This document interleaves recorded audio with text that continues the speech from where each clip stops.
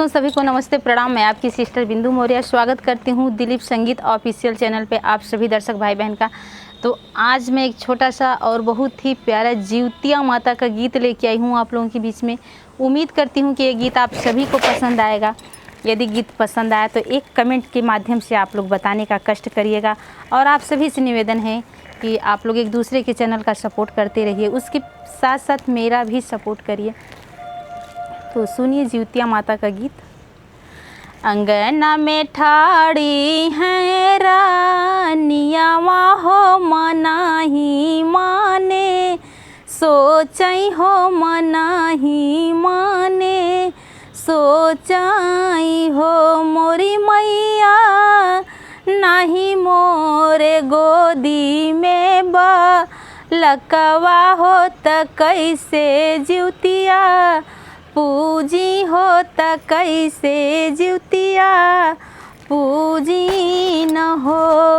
अरे मोरे मैया नाही मोरे गोदी में बा लकवा हो त कैसे जिउतिया पूजी हो त कैसे जिउतिया पूजी न हो। सब सखी लाल के खेलावई हो त लाल के दू लारई हो त लाल के दू लारई हो।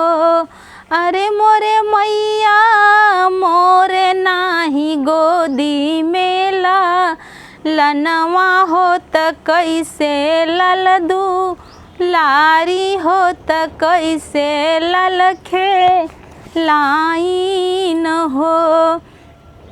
इतना बचान सुने जिउतिया माई आंगने तरिया आंगने तरिया हो। मोरी बेटी दे देबई गोदी मेला लनवा हो त जिउतिया तो हूँ पूजिहा हो कि जिउतिया तो हूँ पूजिहा न हो।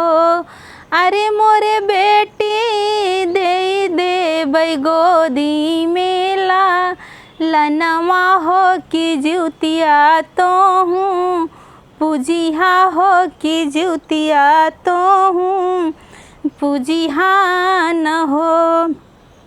भैल बझिनिया के लाल हो बझिना नाम छूटई हो बझिना नाम छूटे लहो।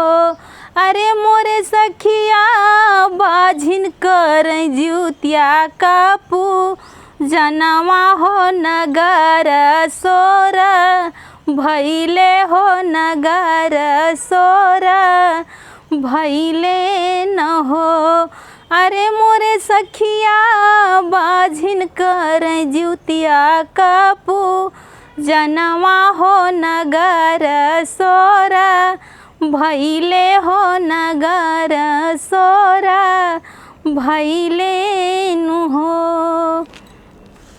तो ये गीत कैसा लगा आप लोग कमेंट करके ज़रूर बताइए।